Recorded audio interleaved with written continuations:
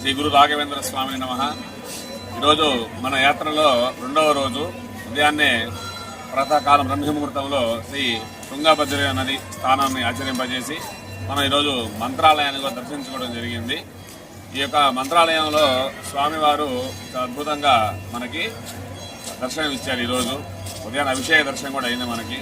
అలానే తుంగభద్ర నదిలో స్నానం చేయడము చాలా ఈ యొక్క మార్గశిర మాసము మనకి పుష్యమాసంలో ఈ యొక్క ధనుర్మాసంలో స్వామివారి యొక్క అభిషేక దర్శనము అలానే నదీ స్నానం చేసుకోవడం కూడా మేము సంతోషంగా భావిస్తున్నాము.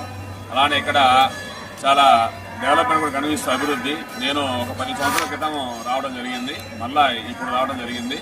అప్పటికి ఇప్పటికి చాలా మార్పు జరిగింది, చాలా అభివృద్ధి చెందింది ఆలయం కూడా. ఒకప్పుడైతే బయట నుంచి చూస్తే స్వామివారి సమాధి చక్కగా కనిపించేది, ఆయన యొక్క సన్నిధానము. ఇప్పుడు లోపల కూడా అంతా కూడా చాలా అద్భుతంగా తయారు చేసి స్వామివారి దర్శనాన్ని, స్వామివారి సన్నిధి దర్శనాన్ని మనకి లైవ్ కూడా బయటికి, అంటే లోపల తొక్కిసడం లేకుండా బయటికి పెద్ద స్క్రీన్లో పెట్టి బయటికి ఆయన అభిషేకం అయితే అవన్నీ కూడా లైవ్ దర్శనం కూడా ఇస్తున్నారు భక్తుల సౌకర్యార్థంగా. కాబట్టి ఈరోజు రెండవ రోజుగా స్వామివారిని ఉదయాన్ని దర్శించుకోవడము, స్వామివారి సన్నిధిని దర్శించుకోవడం. ఎందుకంటే గురువు అనేవాడు ప్రతి ఒక్కరికి కూడా అవసరం అనమాట. గురువు లేని విద్య గుడ్డి విద్య అని అంటుంటారు. ప్రతి ఒక్కరికి కూడా గురువు మార్గదర్శకము. అటువంటి గురువు యొక్క అనుగ్రహం అనుకుంటే అందరి సకల దేవతల అనుగ్రహము, 30 దేవతలు కూడా గురువులో ఉంటారు. కాబట్టి గురువు యొక్క అనుగ్రహం మనకు ఉందంటే 30 దేవతల అనుగ్రహం మనకు ఉన్నట్లే. అటువంటి గురువు యొక్క దర్శనం చేసుకోవడము మేము చాలా అదృష్టంగా భావిస్తున్నాము.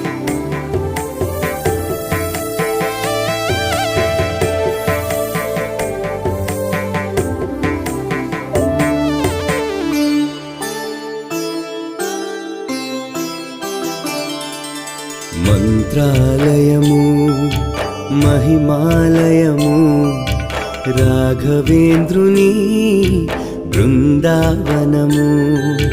మంత్రాలయము మహిమాలయము రాఘవేంద్రుని బృందావనము. దేవదేవుని మరో అవతారము, మాంచాలమే ఈ మంత్రాలయము. మంత్రాలయము మహిమాలయము రాఘవేంద్రుని బృందావనము.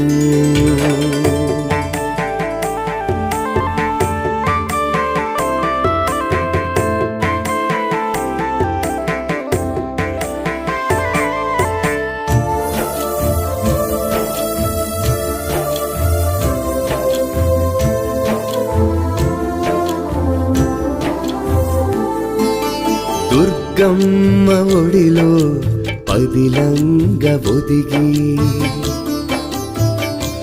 తుంగభద్రమ్మ తీరాన చల్లంగ వెలిసి, హనుమయ్య అండతో బ్రహ్మాండమై నిలిచి మనుజలోకానికే మార్గదర్శకమైన మంత్రాలయము మహిమాలయము రాఘవేంద్రుని బృందావనము.